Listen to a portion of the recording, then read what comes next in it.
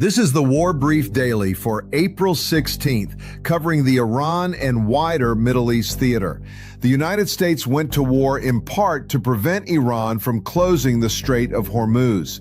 Today, the U.S. is blockading Iranian ports, and Iran is threatening to close the strait in retaliation. That is the operational paradox driving everything in this theater right now. 3 updates in this brief. The U.S. naval blockade is now fully implemented and already in effect. The 2-week ceasefire is under serious strain with approximately 1 week left on the clock. And Secretary Rubio has opened the first direct Israel-Lebanon talks in more than 30 years, while Israel simultaneously continues its most intensive strike campaign on Lebanon since this war began. First, the blockade. This is confirmed. U.S. Central Command confirmed on April 15th that the naval blockade of Iranian ports in the Strait of Hormuz is fully implemented. On the first day of enforcement, U.S. forces turned around at least 6 ships and halted maritime trade out of Iran's main port. A U.S. destroyer was observed intercepting 2 oil tankers attempting to transit. One vessel to watch. The Chinese-flagged tanker Rich Starry crossed the strait on day 1. Ship tracking data confirms the transit, but whether it was permitted, challenged, or simply ran the restriction is still being clarified as of this broadcast. That answer carries significant geopolitical weight. A naval blockade enforced by U.S. warships against a nation's port traffic is an act of economic warfare. Iran has publicly stated it will not absorb this without a response.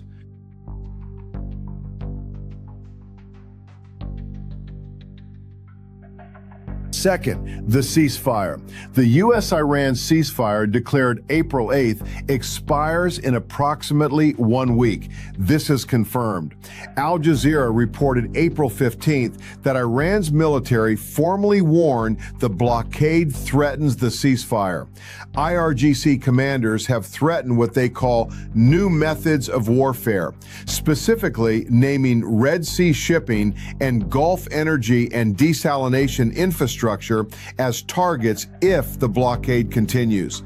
These are official state-level threats, not confirmed strikes, but credible escalation signals that must be treated as such. On the diplomatic side, negotiations are resuming. The White House held an urgent briefing April 15th on peace deal talks, and Washington agreed not to send additional weapons to Iran as a confidence-building measure. Bottom line, the ceasefire is technically holding on direct U.S.-Iran exchanges, but it is under significant strain, and both sides are running out of time. Third, Israel and Lebanon. Talks and strikes running in parallel.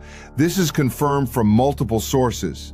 Secretary Rubio hosted direct Israel-Lebanon talks in Washington on April 14th and 15th, the first direct diplomatic engagement between the two countries in over 30 years. Hezbollah publicly rejected the talks, calling them a betrayal. On the ground, Israel struck the town of Ansariya in southern Lebanon on April 15th, with Lebanese state media reporting multiple fatalities. The IDF is pushing ground forces up to 8 kilometers north of the Israeli border, and Israel has formally treated Lebanon as a separate front, not covered by the Iran ceasefire. Since Hezbollah entered the conflict on March 2nd, more than 2,100 people have been killed in Lebanon and over 1 million have been displaced. Diplomacy and active bombing operations running simultaneously, with Hezbollah, the primary armed actor, not at the table.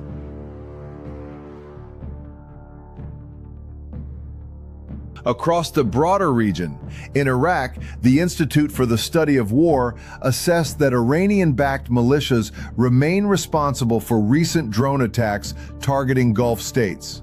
The U.S. has conducted approximately 100 airstrikes against Popular Mobilization Forces positions, including Kataib Hezbollah and the Badr organization. In Yemen, no confirmed Houthi Red Sea activity was reported in the last 24 hours, but Iranian officials have explicitly named Houthi intervention as a potential escalation lever. Watch that space.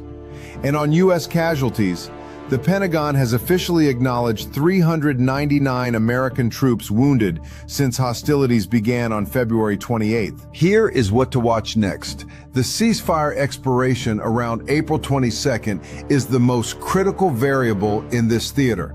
Monitor ship tracking in the Strait of Hormuz for any Iranian counter-moves or escalation in interceptions. Watch the Lebanon talks. Whether Hezbollah engages, rejects further, or escalates is the tell for where that front goes. And watch for Houthi activation in the Red Sea, which Iran has now explicitly flagged as a pressure lever. That is your War Brief Daily for April 16th.